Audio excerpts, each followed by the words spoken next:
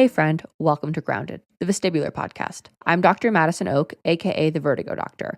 I am the vestibular physical therapist who is here to help you with all things dizziness, imbalance, and vertigo. In this podcast, we explore the fascinating world of vestibular disorders. Come with me as we dive headfirst into a journey to discover the mysteries of the brain, the inner ear, and the balance mechanisms that keep us grounded. Whether you've been managing dizziness for one day or 25 years, we're going to get real about what it takes to manage dizziness, handle the anxiety cycle, and thrive, not just survive, with your vestibular disorder. First, I want to remind you that this is never medical advice. Remember, this podcast is for informational purposes only and may not be the best fit for you and your personal situation. It shall not be construed as medical advice. The information and education provided here is not intended or implied to supplement or replace professional medical treatment, advice, and or diagnosis. Always check with your own physician, medical professionals, and healthcare team before trying or implementing any information found here. Hello and welcome back to Grounded. This week's Vestibular Group Fit win of the week is by Michelle. She says, "For the first time in over a month, I finally had a dizzy and anxiety-free day," which is huge, which tells me I need to go super slow with my medication taper. She named the medication, but I'm going to leave it out. Medication taper. So at my doctor's appointment yesterday, I advocated hard for myself and the doctor agreed with everything. So 2 wins this week. I absolutely love this. The medication she is on is a benzo, which are notoriously difficult to get off of. And she's trying to get off of it after years and years and years of being on it. We don't recommend a daily benzo for a lot of reasons. One being that it can actually suppress your vestibular system as well as the signaling it sends. It can suppress pain and dizziness signaling, which a lot of people want, but it's actually a really bad long-term solution because it suppresses the amount of brain-derived neurotrophic factor that your body makes, which helps enhance neuroplasticity. It reduces, it's just a lot of things that maybe isn't the best everyday long-term. For some people, it is the best option, but for a lot of people, it isn't. But they are notoriously difficult to get off of. And so I wanted to congratulate her on weaning really slowly, and also being able to advocate for herself at the doctor with how slowly she's going, accepting that this is going to likely take extra time, and knowing going forward that this slow, steady pace is going to get her further faster. So, congratulations to you. I know how difficult this is. I'm really proud of you. Let's get into the episode. Remember, as always, if you want this ability to advocate for yourself, to figure out what is going on, how to fix it, how to advocate with yourself for yourself at the doctor, how to figure out how to live honestly with ease with a vestibular disorder, Vestibular Group Fit is here for you. These wins of the week are always from Vestibular Group Fit members, many of which who I have never met one-on-one. So they're doing this all from the information just in group alone, which I love and I'm so proud of. Code GROUNDED at checkout for 15% off your first subscription cycle. All right, let's talk about what the heck to do with spring break and traveling reminders. So spring break is near, which could mean spring break travels, going somewhere with your family, thinking about trips in the summer. So I want to just talk about some reminders about prepping for travel and enjoying your trip. First off, remember that travel can be stressful to begin with. So this isn't to scare you or anything like that, but just to remind you and remember that packing, planning, the act of travel can all have its challenges and impact for most of us, if not all of us, on good days too. So this can be a helpful reminder if you tend to let yourself or find yourself be hypervigilant of symptoms and body scanning. Remembering that feeling tired, worn out, stressed out, and off can actually be expected even for those without vestibular conditions and without vestibular disorders. This doesn't mean you should just like ignore those sensations, but remember that it's important to also schedule yourself in some recovery. And it's also important to fill up everyone's bucket ahead of time to some degree. So this difference is some that may be in, yes, building a bigger bucket, maybe pre-treating, and figuring out what that looks like for you specifically, because absorbing those challenges without feeling the impacts are likely going to be maybe more intensified or more immediate for you now than it was before. All right, so let's talk about pre-travel. If you are planning out weeks to months, remember gradually building up movement tolerance as well as strength and things like a walking program, strength training, the basics to build a bigger bucket. Any specific vestibular areas like visual vertigo, for example, are all going to be absolutely essential. I cannot stress this enough. Obviously, we go over all of these in vestibular group fit. If you have not started with us yet there, I highly recommend that you do it now rather than later. Remember, code grounded 15% off your first subscription cycle. Because if you start now, then getting to the point where you can go on your spring break trip or your whatever summer trip, fall trip, whatever you have planned is going to be easier. And we see this time and time again in wins and group. If you're planning a different activity, plan a low key day or rest day after travel to ease into the trip, as well as easing back into your life when you return. Okay. Next, when it comes to packing, making sure that you have your medications, you have enough, talking to your doctor about getting a refill prior to the trip if you're running out while you're on a trip. So, like, count your preventatives, count other medications, things like that.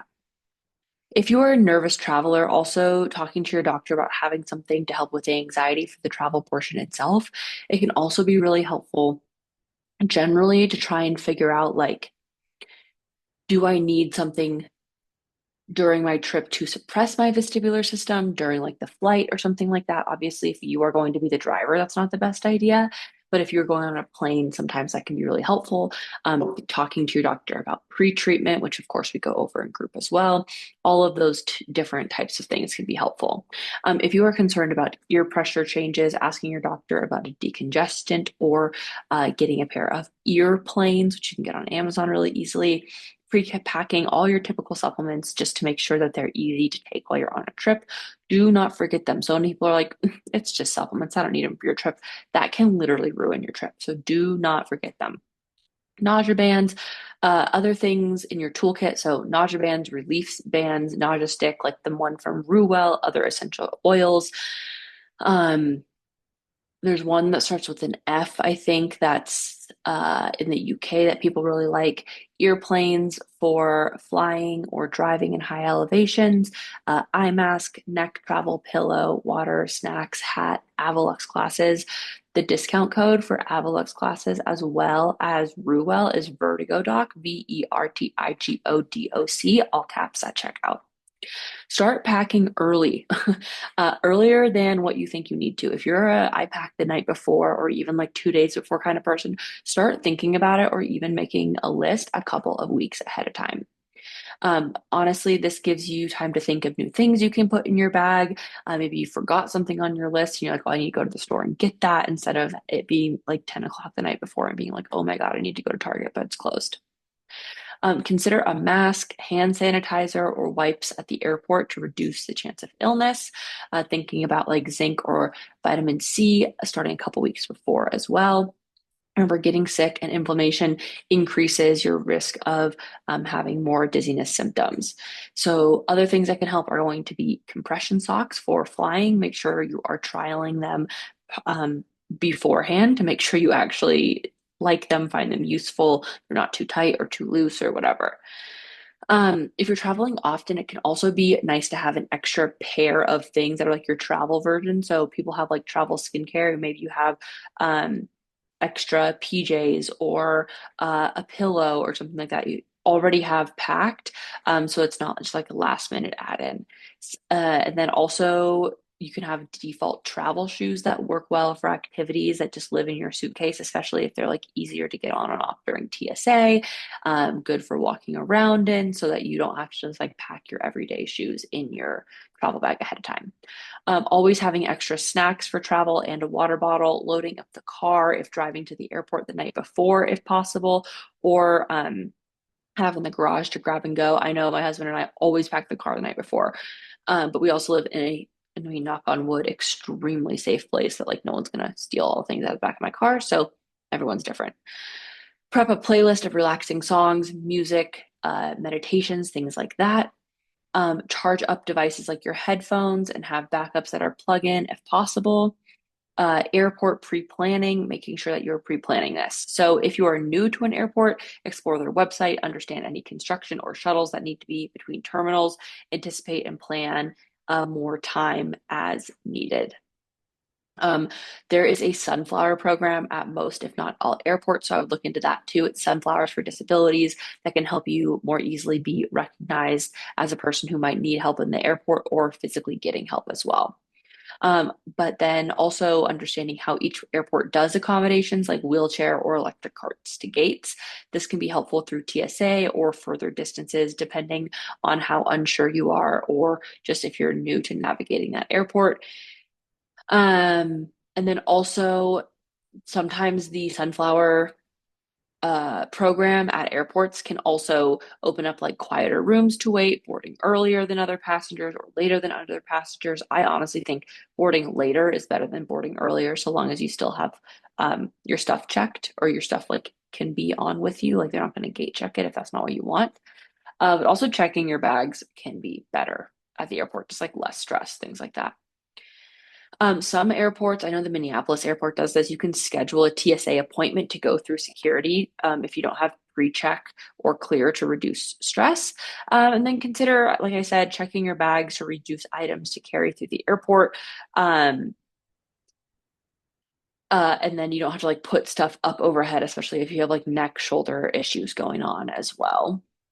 And then obviously keep your personal item with your medications, a change of clothes, things that you'll really need.